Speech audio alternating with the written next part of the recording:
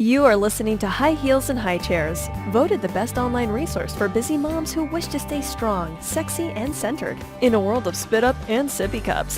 Whether you're a new mom, a grandmom, a future mom, or somewhere in between, you'll love these priceless tips, tricks, and tools you will learn today. Here is your host, top female fat loss and hormone specialist, Dr. Michelle Sands. Hey mamas, welcome back to High Heels and High Chairs, where we are talking about how to stay strong, sexy, and centered in a world of spit up and sippy cups. I'm your host, Dr. Michelle Sands, and today I'm sitting down with a really cool lady. Desha Peacock is a author, a speaker, a retreat leader, and a design coach, a lifestyle design coach. She actually helps hundreds of people find what she calls their sweet spot in life. It's a self-defined space of success and beauty. Her first book was called Create the Style You Crave on a Budget You Can Afford, and it's been called the best book to buy for your girlfriend by the Huffington Post. She just loves beauty and culture. She travels through Africa, the Middle East, Europe, Asia, and Central America, and she's really just finds style and inspiration all over the world and helps women all over the world to find their own personal style. So today we're actually talking about how to create a space either within your home or your office where you can just really feel at ease, you can focus, you can feel happy, and just how your style can evoke emotions. So Desha, thank you so much for being here. I'm super excited to talk to you today. Thank you so much, Michelle. I'm excited too. Awesome. So for the audience listening, can you tell us a little bit about maybe what brought you into this field or this specialty of finding your sweet spot? I mean, you tell us a little bit about what a sweet spot is and how you got interested in it, whether you were always interested in fashion and style or if it's something that you developed later. Well, I think that's something that's always been on my mind since I was young was sort of like, what am I here for? You know, what is my purpose in life? And I knew that I wanted to do something creative, but I couldn't really figure out how to do something creative and make money because I didn't really have that role model in my life. You know, my family, they weren't, you know, they were teachers and salespeople, but they weren't necessarily like artists or you know, entrepreneurs in that way. So I struggled with that for many years, and I also just had this desire to live in a beautiful place, you know, because I didn't necessarily grow up in a beautiful place. And so my mom and I would go in the historic neighborhoods. I grew up in Little Rock, Arkansas, and we'd drive around, and we'd see these beautiful historic homes, and I would just wonder, like, who lives in these homes, and, you know, what's their story, and what do they do for work, and what do they do for fun, and how can I do that, you know? And so I think it's just like to sum up the Sweet Spot style, that's the name of my brand. It's really for me doing creative work that I love and also being surrounded by beauty. And being surrounded by beauty in my home, you know, through my clothes that I choose to wear, through, you know, my career, through international travel. And, yeah, I think that's pretty much what it is. Awesome. So for moms listening who maybe they don't have the time or they don't think that they have the time to, let's say, decorate or put together stuff, or maybe they're not very style conscious. You know, like myself, I was a tomboy growing up, and I may not be able to match my clothes better than my son. So for people like us who are challenged in this style area, like how do you help them? Like how do you help them to find their style and express their creativity? Well, that's a great question, and I always say that I'm not a style dictator. You know, I'm not the kind of person who comes into your home and is like, okay, this is what you need to do, and lay it all out for you. You know, it's more about like, well, what makes you feel good? You know, what do you notice inspires you? Where do you walk into a space or put something on and feel really good and feel like yourself? You know, so it's like when somebody comes to my house that I've known who hasn't seen my house before and they say, oh, your house really looks like you. You know, to me, that's the highest compliment. So, you know, it's not about copying someone else's style. It's about looking at other styles and seeing where you feel inspired and like, yeah, I like that, you know. Or, just creating basically that's how I would recommend, figuring out what your style is. If you don't know your style, I guess there's two questions, right? Like, what do you do if you don't know your style, and what if you do if you don't have time? So the first right. is, like, if you don't really know what your style is, I would say just start looking around and gathering, images and putting them either online, like, I'm a big fan of Pinterest, and you can make boards, like boards for your office or boards for your nursery or, boards for your exterior of your home, whatever, living room. Or if you like magazines and you don't want to be online, which I certainly have enough of online because I have an online business. So I have a vision book. I call it the vision book. And inside of it, there are ideas for my business, ideas for my dreams, ideas for my home and my clothes. And so when I get magazines that I really like, even catalogs, I like the store Anthropology. So when an Anthropology catalog comes around, or a Terrain, which is the branch of Anthropology that's like house plants and stuff, I'll cut up the images that I really love. And sometimes I'll just put them in a little pile or a folder. But if I have time, I'll just write them. I'll go ahead and just glue them into my notebook, vision book, and I'll write a little bit or not. And just have it. And then I'll flip through it and think about, okay, how can I incorporate that into my home or my personal style? So sometimes I'll just cut out a dress that I like, and then later on I might go on and kind of see if it's on sale. And maybe I get that exact dress on sale, or maybe I find something similar to it in a different store that still gives me the same feeling but has the same look. And so I think the more that you look, the more your eye becomes accustomed to what you like, for sure. Because as I have gathered, researched information for the book that I've written and the book that I'm writing now, my style has changed because I'm really looking a lot. So I'm like, oh yeah, I like this aesthetic more than I like, the other aesthetic. So your taste can sort of evolve as you see what's out there. Does that make sense? Yeah. Now, do we have to worry about whether things go together? Because sometimes I like shiny objects, and then sometimes I like things that are maybe sporty or more natural. So do we have to worry that, like, are things that we like are too diverse or that don't go together? Or are there any rules? I think there are. The only rule is that you like it. That is the only rule. If you like it and you like the way it all looks together, then congratulations, you have your own personal style. There's nothing that doesn't go. In fact, I can't stand it when I go into a space that feels like, I hope you don't have any interior designers listening. Like if you go into a space and you're like, it's so pristine, it's so matchy, and all the pillows match the curtains, and it's like, it looks like you could have just walked into a store.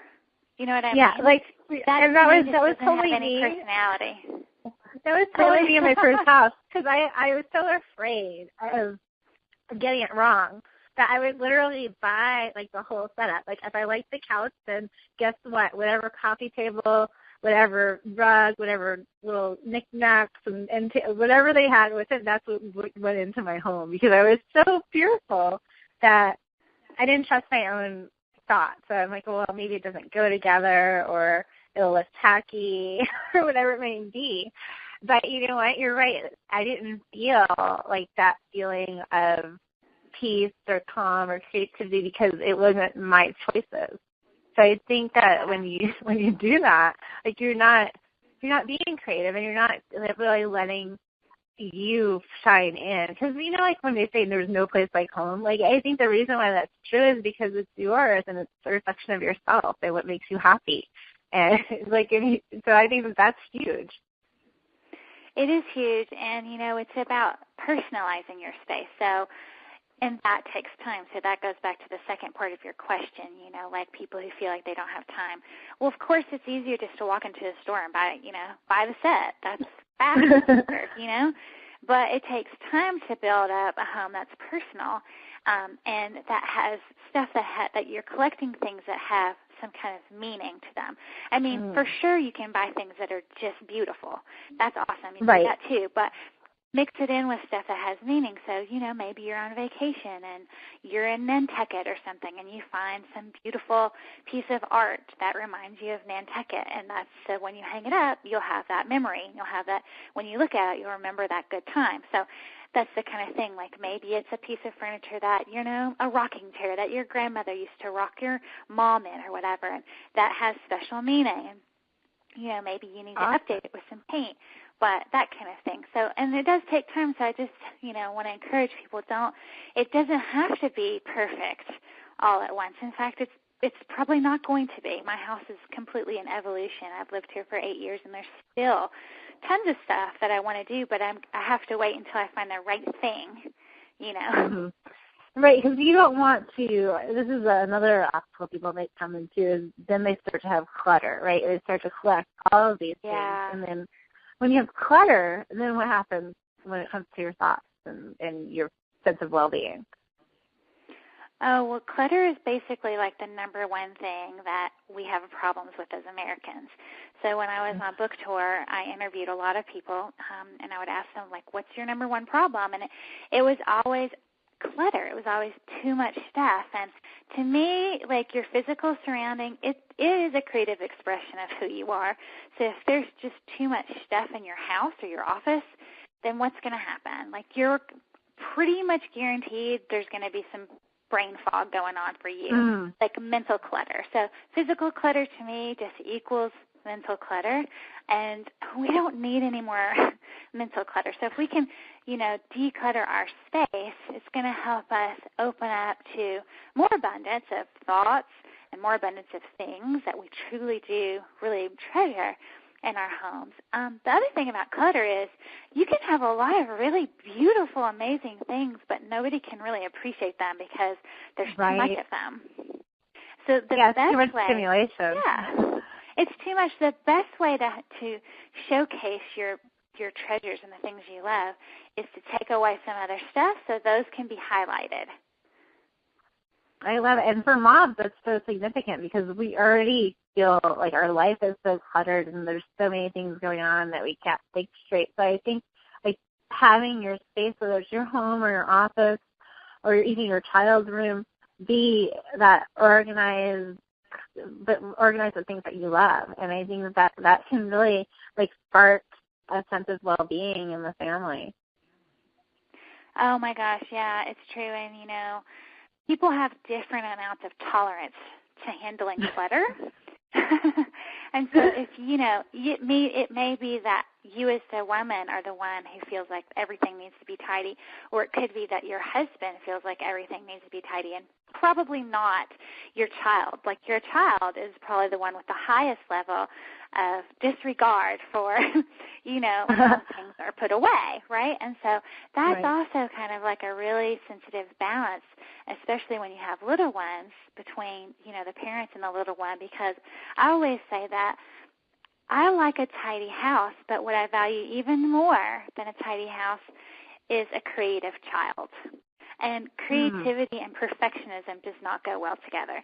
So whereas my husband really likes for there to be no dishes in the sink and no crumbs. Like when I was home with my daughter before she went to preschool, there would be paint supplies out and there would be paper everywhere and there'd just be stuff, and I could feel he could walk in and he would feel uncomfortable. Like, That's my husband. Oh my God! My husband was a Marine, and so everything is in its place, right?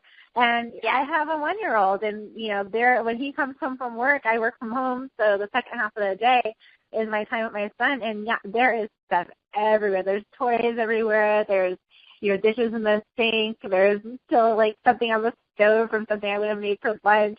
And it's just true because I really value my time with my son, and I know that I can just get it later. It's not that I want to always have the clutter, but there's a time for it and there's a time to put it away. But I think like what's incorporating into your ways to maybe be organized is something to make it easier for you to tidy up when it's time to tidy up. Do you incorporate like pieces that help organize or storage and things like that for people to make it easier? Well, is that something that you incorporate? I think for sure there are some things that you can do. But I would say overall, if your kids are under 3, like, the best tip I can give you is just you're going to have to just chill out. Chill out. And, really, it's better for them to have free space to play and to create a mess. And if there's a mess, just know that it's temporary.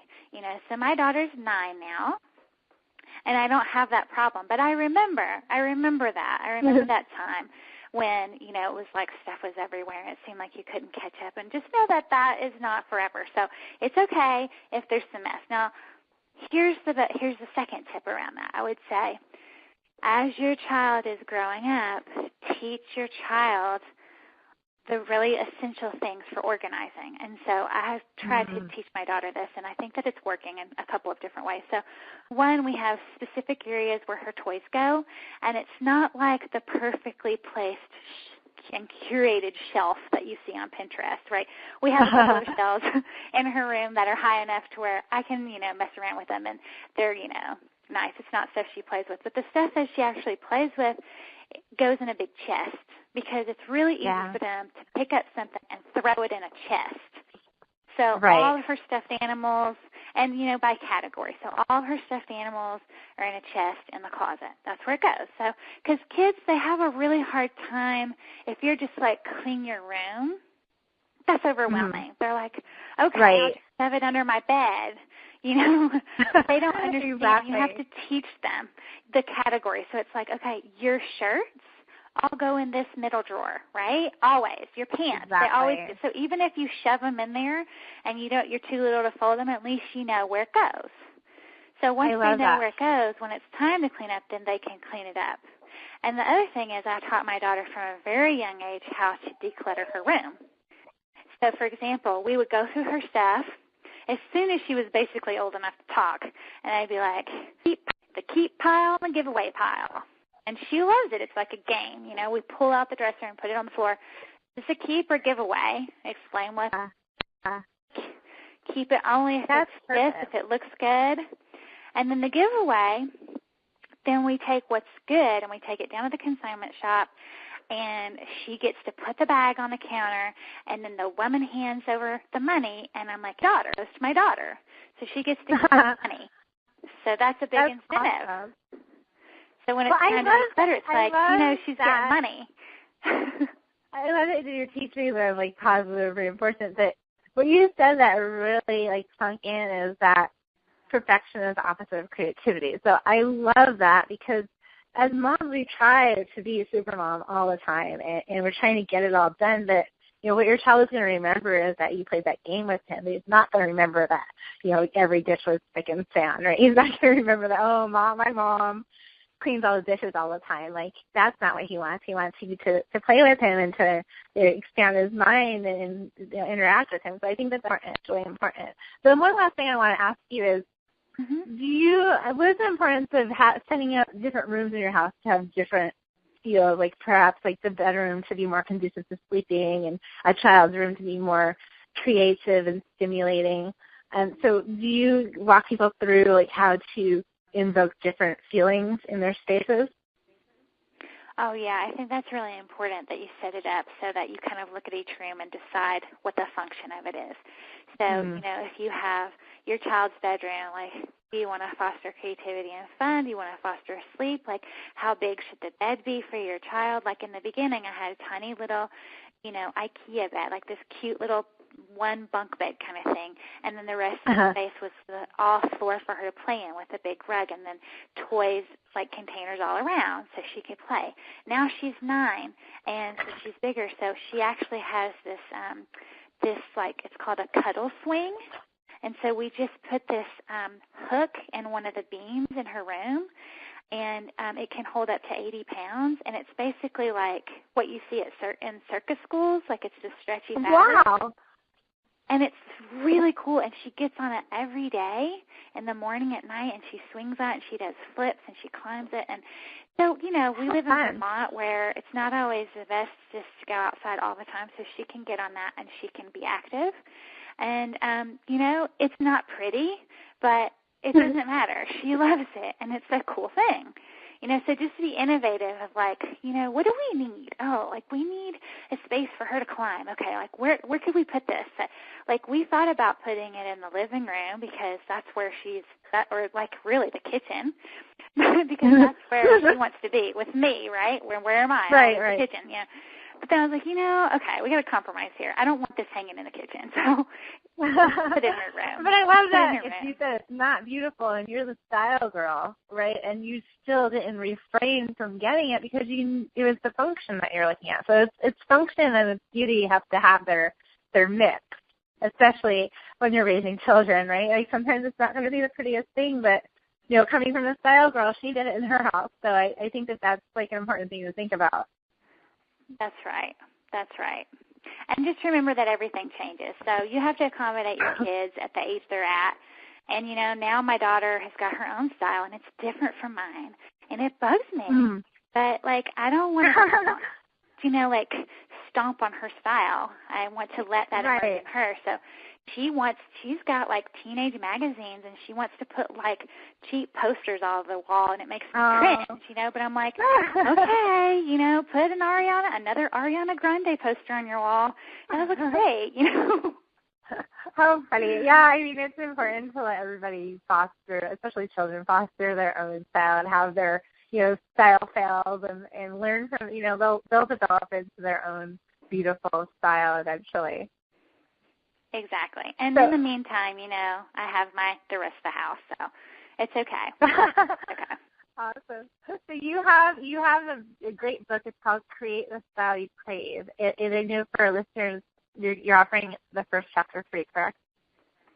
Yes, so I do have a free gift for your listeners, and it's the first chapter of my book, and it describes how this very strange story of how I was working in a job I did not like, living in an apartment, and was pregnant, and just really had this, very Oprah aha moment where I was like, no, I'm not going to raise my daughter in an apartment. I was raised in an apartment, so we got to figure this out. So the story is about how I used intention to manifest a home, stay home with my daughter when she was born, quit my job, and buy this house. So that's what the story's about. It's a very strange story. Oh, awesome. So you'll have to read it to hear the whole thing. And what I didn't mention earlier is that Desha is also a career development facilitator. So she actually coaches women to really find what their passion is and their personal style and their business style and really create a life that they love and success in all they do. So she runs the best possible getaways where she actually does her coaching in exotic locations. So do you have a retreat coming up, Desha? I do. I do an annual retreat every February in San Miguel de Allende, Mexico. And I know that feels like a long way away, but I book it out way in advance so that I can be totally organized and have all the right women. And it's a small retreat in a luxury, beautiful Mexican mansion with a maid and wow. jacuzzi. And it's kind of an opportunity to escape and live in this perfect environment, in this perfect place for 6 days and really just not have any responsibilities except to think about how to get into your sweet spot in your life, and if you have a business, how to grow your business, or if you're thinking about starting a business, getting clear on what you want that to be.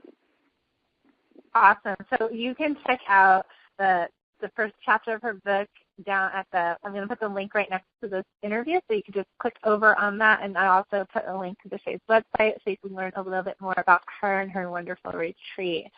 Thank you so much, Desha, for being here today. It was a great, really refreshing topic, the importance of having a space that makes you feel good and makes you more productive. Is that something that we always talk about? Is that something that we think about all the time, and your environment can totally affect your moods and your ability to get things done. So thanks so much for sharing. I really appreciate it.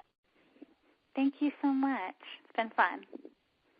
Thank you so much for tuning in. I hope that you received a lot of value out of this interview. I know that I did. I want you to open up to the possibility of making this new year the greatest opportunity that you have had so far to improve your life. This is about breaking out of paradigms. It's about learning the art of living. It is about honoring who you are as a woman, as you discover who you are as a mother. It is about taking care of your body, mind, and spirit so that you can take better care of your family and be a shining example, a role model for your children so that they can grow up to be healthy, happy, and successful. I promise to continue to bring you educational, empowering, and inspiring content to help you achieve the body that you dream about and the life that you are meant to live. Stay tuned for more value-packed interviews, and be sure to check out all the resources on my website, metabolicmama.com. Until next time, wishing you a happy, healthy, hot day. Take care, mamas.